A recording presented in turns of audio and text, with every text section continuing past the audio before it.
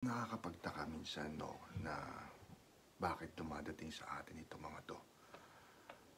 Is it to test yung talagang maraming bagay actually. So sobrang raming bagay na sinusubukan yung lakas natin, yung tapang natin, yung galing natin. But most of all, sinusubukan yung faith natin. Kasi yun yung gospel sharing for today.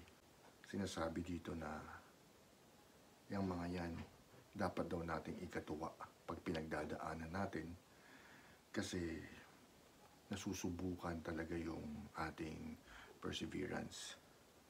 Consider it all joy, my brothers and sisters, when you encounter various trials. For you know that the testing of your faith produces perseverance. And let perseverance be perfect, so that you may be perfect and complete, lacking in nothing. But if any of you lacks wisdom, he should ask God, who gives to all generously and ungrudgingly, and he will be given it. But he should ask in faith, not doubting.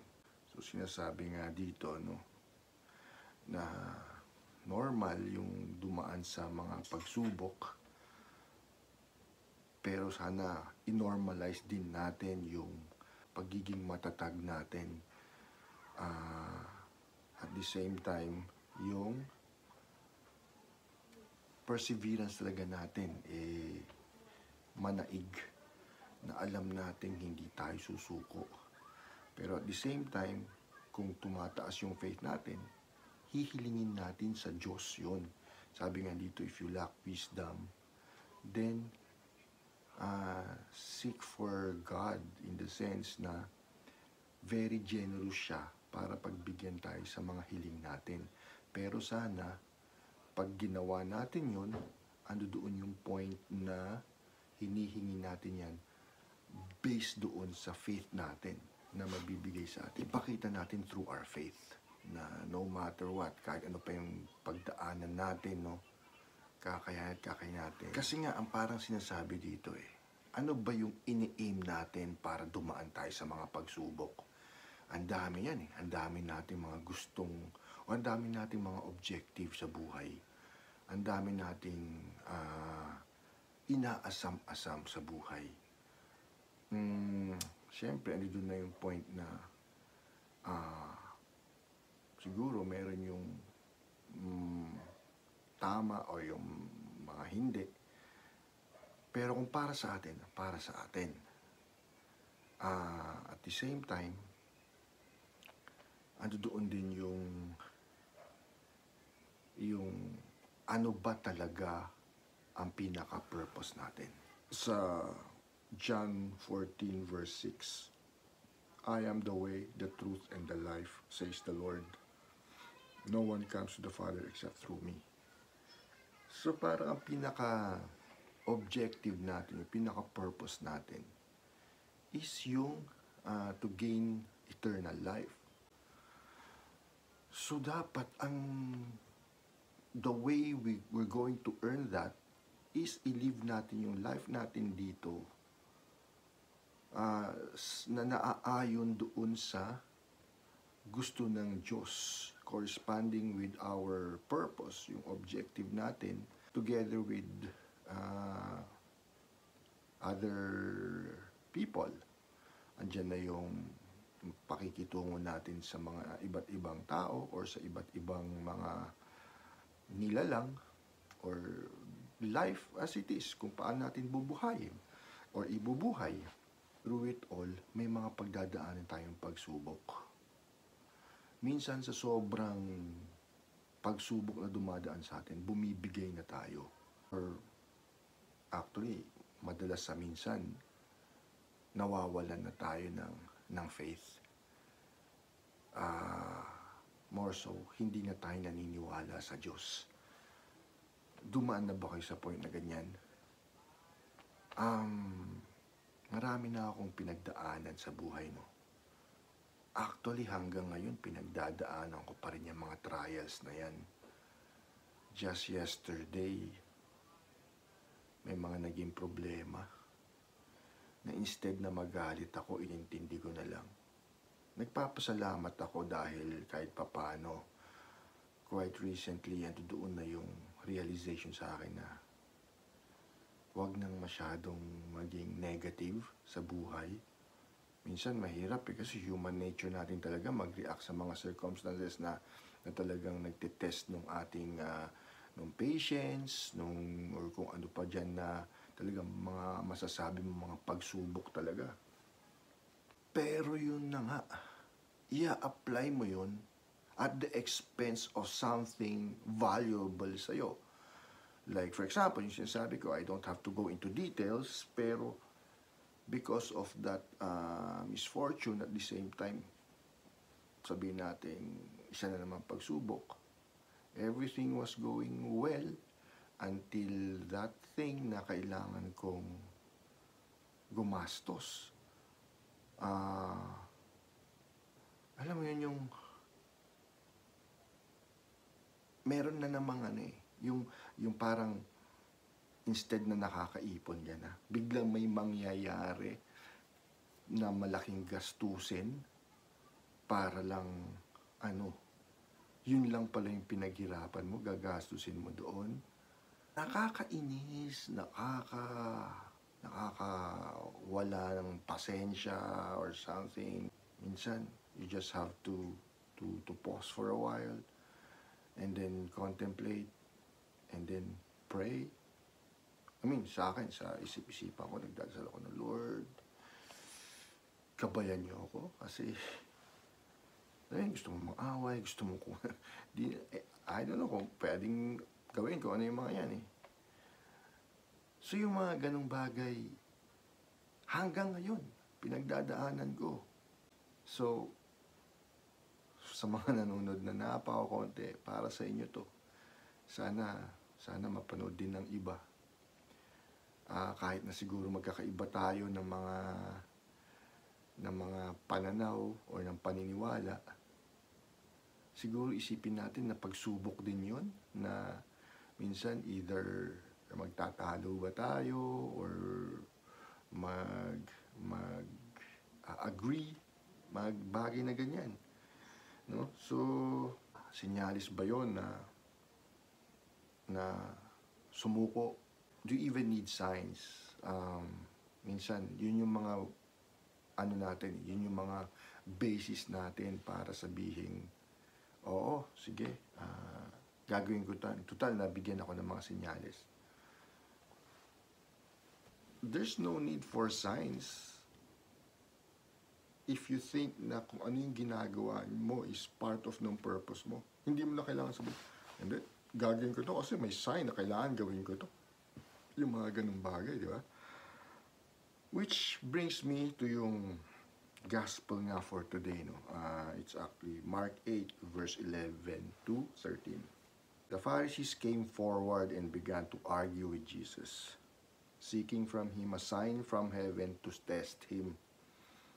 He sighed. Sabi, siguro, alam mo, siguro ang Diyos nga, parang,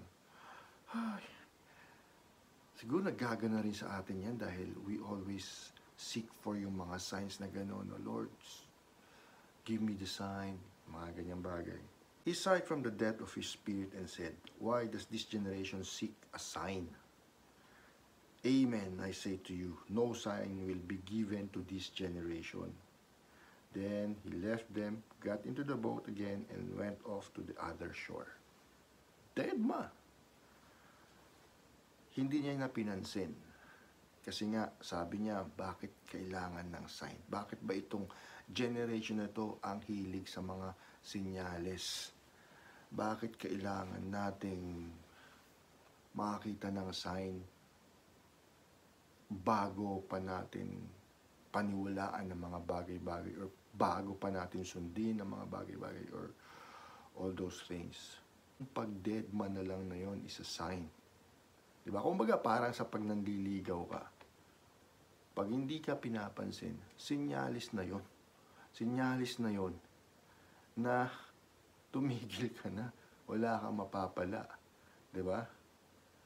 Or, Nasa sayo ngayon yan, how you're going to take it. Sinyalis ba yun to go on, to move on, na kahit ano pa man, hopefully, magawa yon. So, basically, we don't have to seek for signs because signs are everywhere.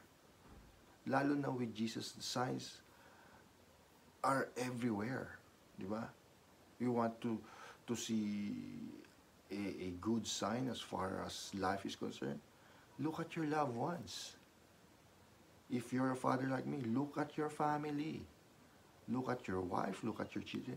Those are signs.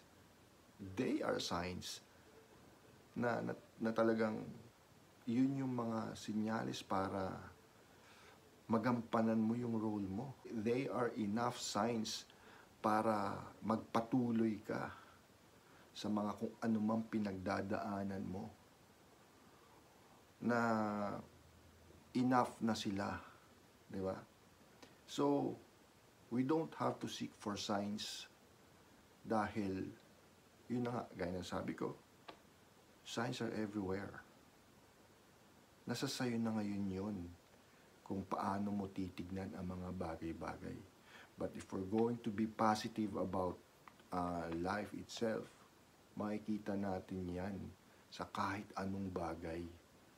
Dahil lahat yan nagbibigay sa atin ng mga pahiwatig kung ano man ang mga ibig sabihin para sa atin. Pero kung titignan natin yan, negative note, nasa sa inyo yun. Diba? Pero baka lalong lumala yung mga trials na yun. Kasi mga trials and tribulations na yan, lalong bumibigat yan.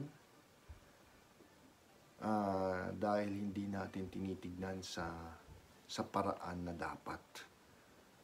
Kaya I hope lalong tayo magpursige. There, that's one sign. See? She's a sign.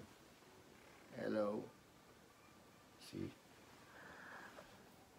That's one of the most beautiful sign for me as a father. Para magpatuloy.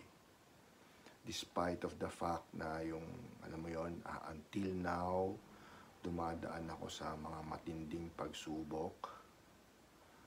And this is the only thing na pwede kong gawin for now, for them. Na mapakita how faithful I am sa aking Diyos. Na para makita man lang nila na kahit anong mangyari,